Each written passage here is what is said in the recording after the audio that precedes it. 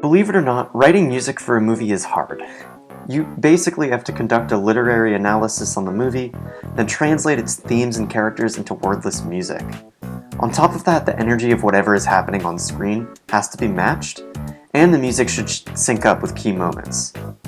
Overall, a very different beast than just writing music, which is what I'm used to. So I wrote the soundtrack for a fan project called Cory in the House: The Return, a continuation of the Cory in the House TV show, but now Cory is an entire branch of the military and takes on terrorists posing as the Four Horsemen of the Apocalypse. It's bizarre, I know. I'm going to run through a few tracks that I wrote that I think best represent the unique challenges that film scores provide, and I'll explain my choices behind the music. First up is the song Frisbee. The music for the scene was extremely important.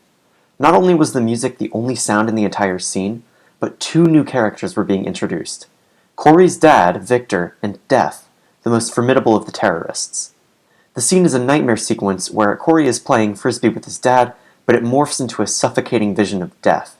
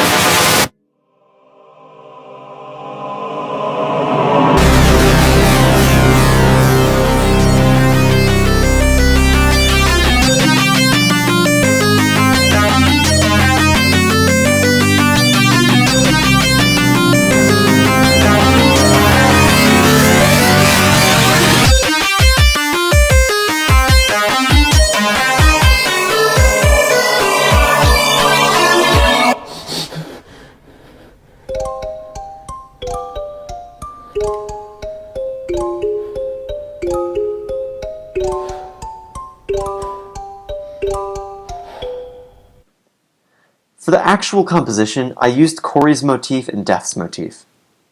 Not that surprising, I know. This piece was also made before I wrote Victor's motif, which is why I didn't use that instead. Cory's motif usually follows a minor 1 to major 3 to major 4 progression. So like this.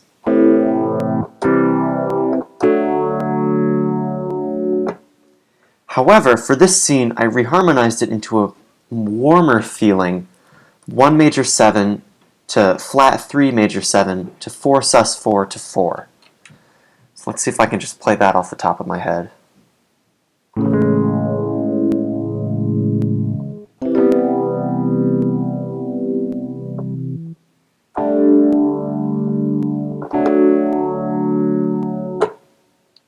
So yeah, I did that in order to emphasize Victor's fatherly attitude and how they're engaging in the pleasant, like, father-son bonding activity of just throwing a frisbee around.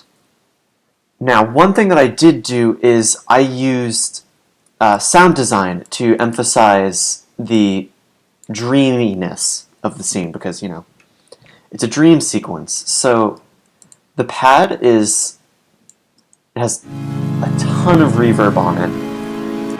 If I let go, I'm not playing anything right now. It's still ringing out.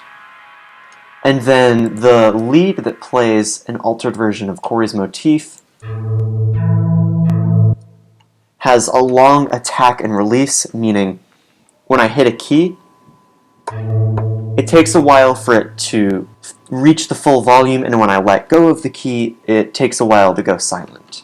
So next, in the middle of the scene, the weird transition happens where Victor gets hit in the head with the frisbee, and then it switches to nighttime. And let me tell you, this choir part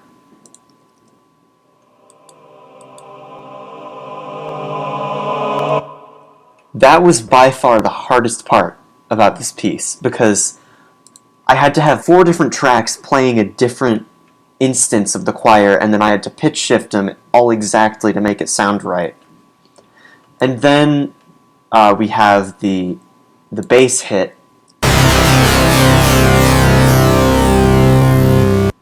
That was a lot of fun to make. And then Death's motif is played on this very harsh and violent sounding synth.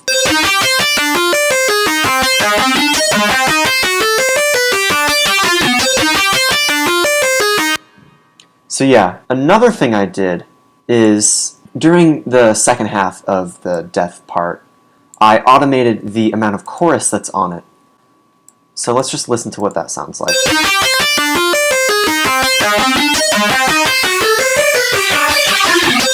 So as you can see, that mix knob is going up, and that gives it that, like, it makes it sound much harsher.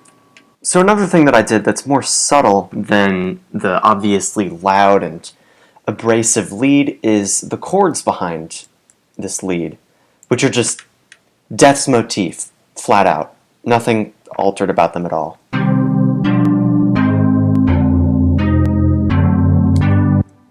So I used a synthesizer called Sculpture for this, which tries to emulate what a real instrument would sound like if it were made like the properties that I specify. So the properties that I specify are whatever is making the sound is made of nylon, because this little point is up in the nylon corner of this graph, and the way that I'm interacting with this nylon instrument is a gravity strike, which would be like, think of a hammer on a piano falling down and hitting it, kind of. And then I also have noise interacting with it, which distorts the pitch a little bit and gives it a little bit of a detuned quality, which you can definitely hear. And I also automated the X value of this graph, which determines, again, what the instrument is made of, and it moves this point from nylon over to wood, and that just makes it even more muffled and detuned sounding.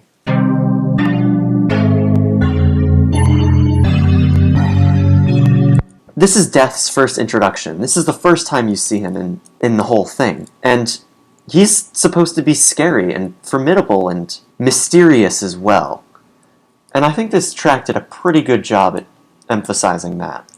So if I could go back and change something about this track, I would definitely use Victor's motif instead of Cory's, because, you know, I have to solidify Victor as a character, and he's not just, you know, an extension of Cory, he's his own person. But yeah, I'm really happy with how this turned out. On to episode 2. I'm going to talk about 2 scenes from episode 2, both with very different moods. So the first scene is Newt, Cory's quote-unquote best friend, coming out to Cory as non-binary, and it doesn't go well. This scene is, like, genuinely uncomfortable to watch, and it's the first real sign that there's something extremely off with Cory, but there's more on that later. So I took this discomfort and I decided to make it worse. Hey, I got you your latte. Oh, thanks, man. Yeah, I actually wanted to talk to you about that. About what? The whole man, dude, bro. Why, I mean, I don't know if I would use those words to describe me. What are you, gay? A little bit. Come on, man. What do you mean, come on? You're not gay. You're right, I'm not. Mostly. Then what are you? I don't know, sometimes I feel like a guy, sometimes I feel like Don't you say it. girl. God! Say girl, you liberal! That's not what this is, Cory. I don't care what it is. It's not happening. You don't understand, No, Cory. I'm liberal. Shut up. I'm liberal? So the first way that I did that is I took Newt's motif, which is normally this jazzy, laid-back, slightly dissonant, wandering electric piano sort of thing, and I made the chords, like, extremely dissonant.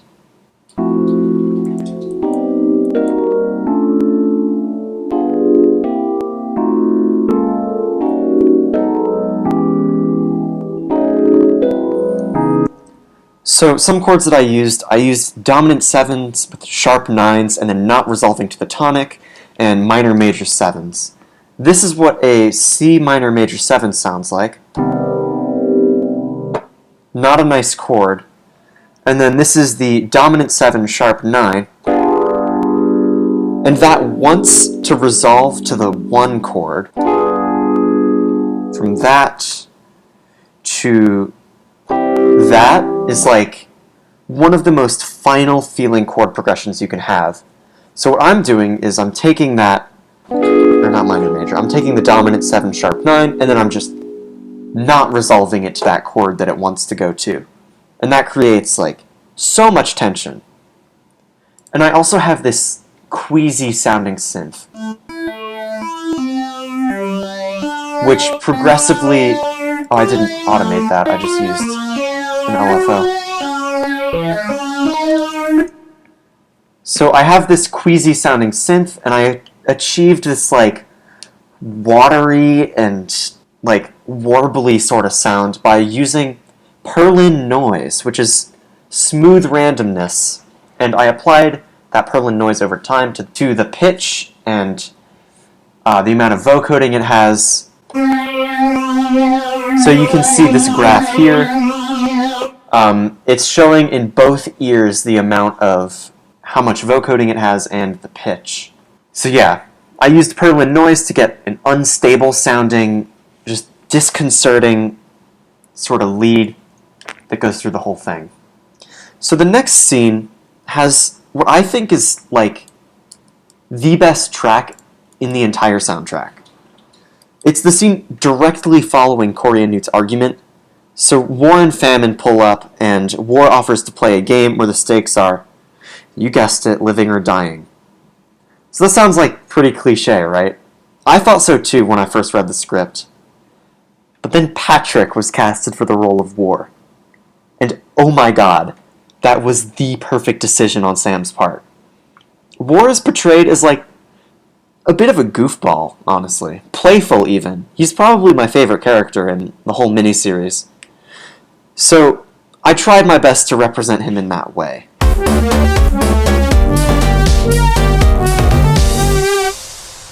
Are those the, Horseman? of the apocalypse? Yeah. I'm sorry. Am I interrupting something? No, just a couple of good bros having a squabble. So, did you come here so we could kill each other? I thought about that, but then I had a better idea. If you're not busy. No, we're good. We're good.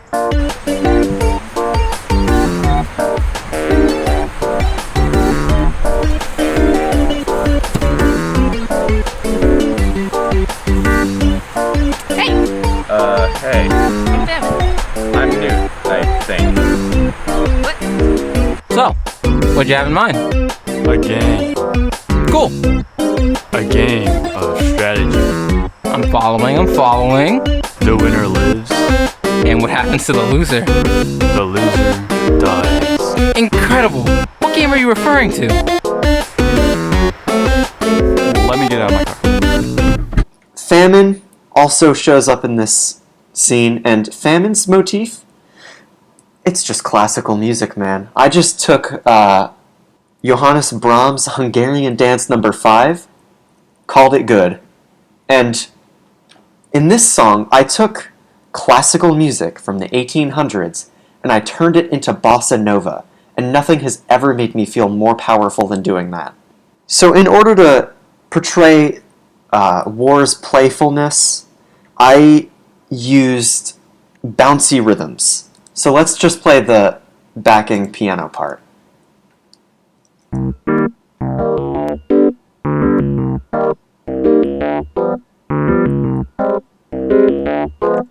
And there's also plenty of chromatic movement, which is where I go up a half step, so like, that's chromatic movement, and it's a great way to add playfulness and a little bit of like jazz, I suppose.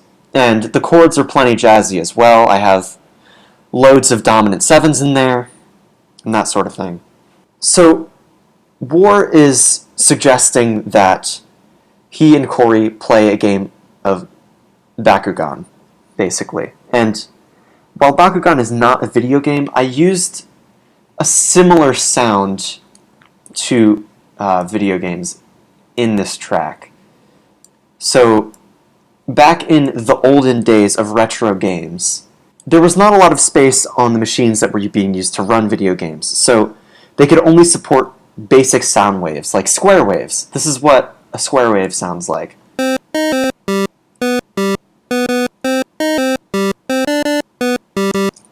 Very video game sounding. Now, that's a great sound. I love it, but it wasn't enough for me, so I spiced it up a little bit. I made it a wavetable that I can warp as much as I like, and there's also some glide on it, so it slides into the next note a little bit. This is what the actual synth sounds like.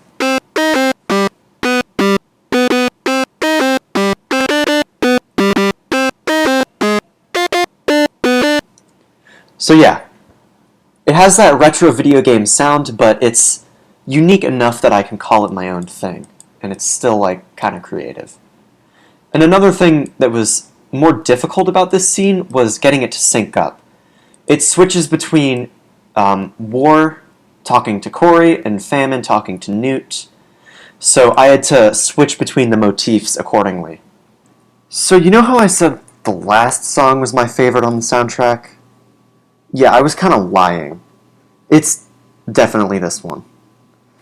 In this scene, it's revealed that the Cory the show has been following was really the nefarious Stanley possessing Cory's body, and the real Cory was deaf the entire time. So, Cory fought his way back, and this is the climactic final fight between them. Oh, and one important note about this scene is this is an early cut of it, so the audio isn't mixed, and you can still hear Sam saying cut at some points. So, be aware of that. No!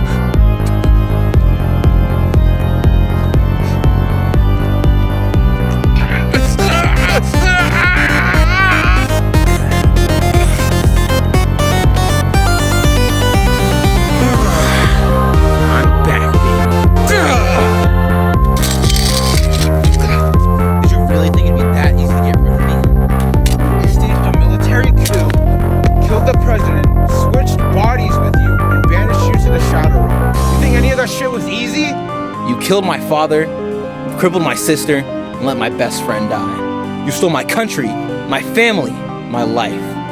I want to kill you so bad, Stanley. But I'm tired of killing. Even you have to get sick of the massacre every once in a while. We're all Atlas to our own decisions. However, I'm willing to give us both a chance to drop our weights and walk away. But if you do this, I will obliterate you until there's nothing left. So I'm asking you one last time. Leave. Leave and never come back. Move on, Stanley. Move on to what, Cory? There's nothing else except this. I'm sorry, Stanley.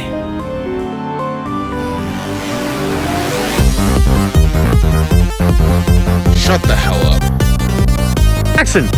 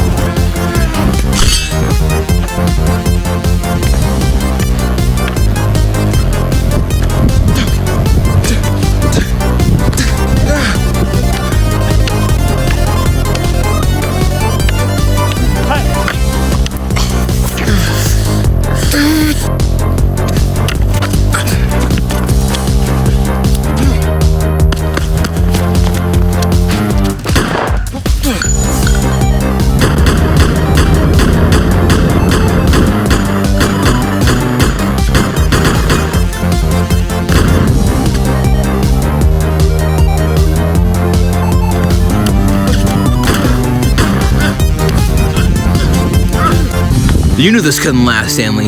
People don't stay in the same places for their whole lives. They move on. Then I'll drag them all back!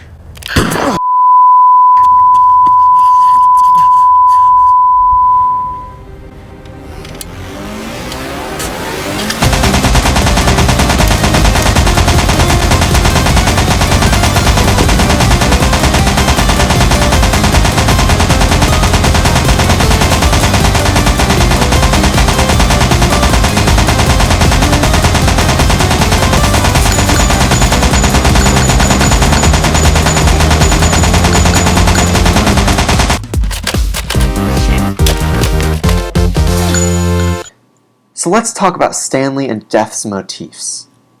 Stanley has been presented up until this point as the hero of the story, even though he is most definitely not. So he gets the heroic chords. The chords are representing the audience's feelings about the character. So Stanley gets the heroic 1, 3, 4 chords, whereas Cory, who has been pretending to be Death this whole time, gets the scary and dark-sounding chords. However, in this scene, it's revealed that, again, Stanley is the bad guy. So Stanley gets the evil chords, and Cory gets the heroic ones. The melodies, however, represent the true alignments of the characters. So Stanley has kept this stupid, kind of immature sounding motif for the whole show. So I took this immature theme and applied it to the evil chords.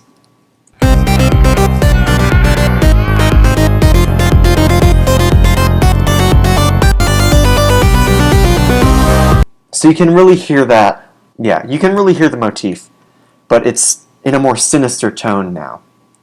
And then Death's motif has been reharmonized to the heroic chords. It's being played in electric piano here.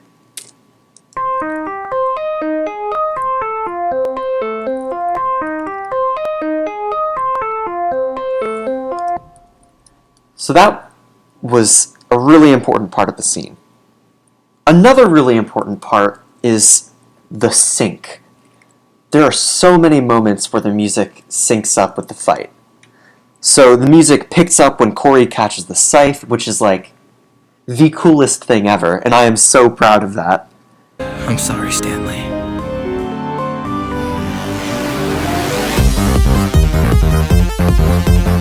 And then there's the 16th note runs during the shot where both Cory and Stanley are in the air.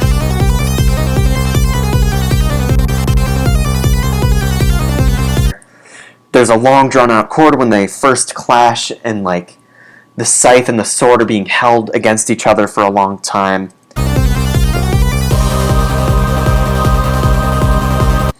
And then the staccato strings come in when the first sparring match starts.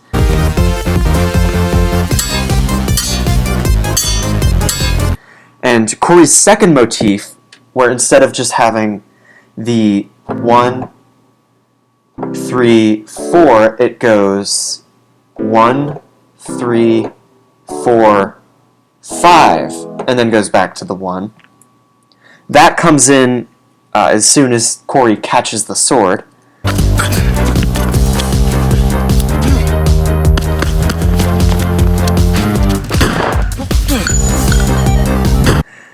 There's a drum solo when Stanley pulls out the pistol, and there's tense music when Stanley is pointing the gun directly at Cory. You knew this couldn't last, Stanley. People don't stay in the same places for their whole lives. They move on. Then I'll drag them all back! And then the music comes back full force when Stanley gets out the machine gun.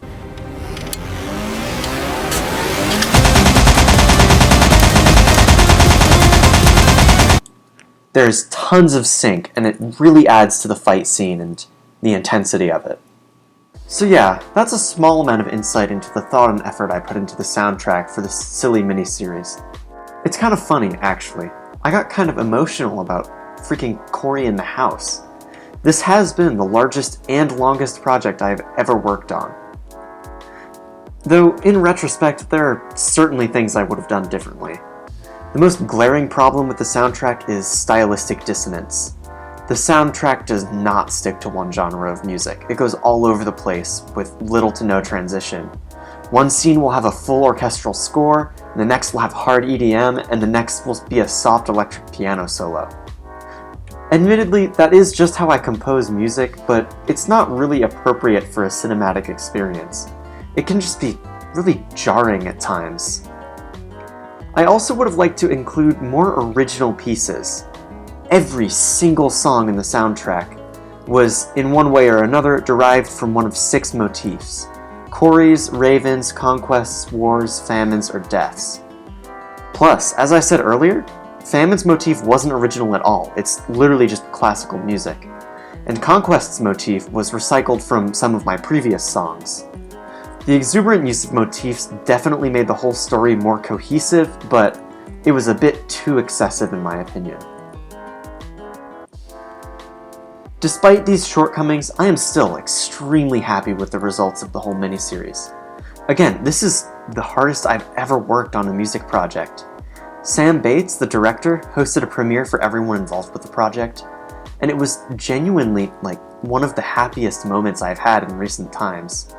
The feeling of sitting back and enjoying the fruits of your labors after well over a year is really just unlike anything else, and I am so grateful that I got the opportunity to work on a project of this scale.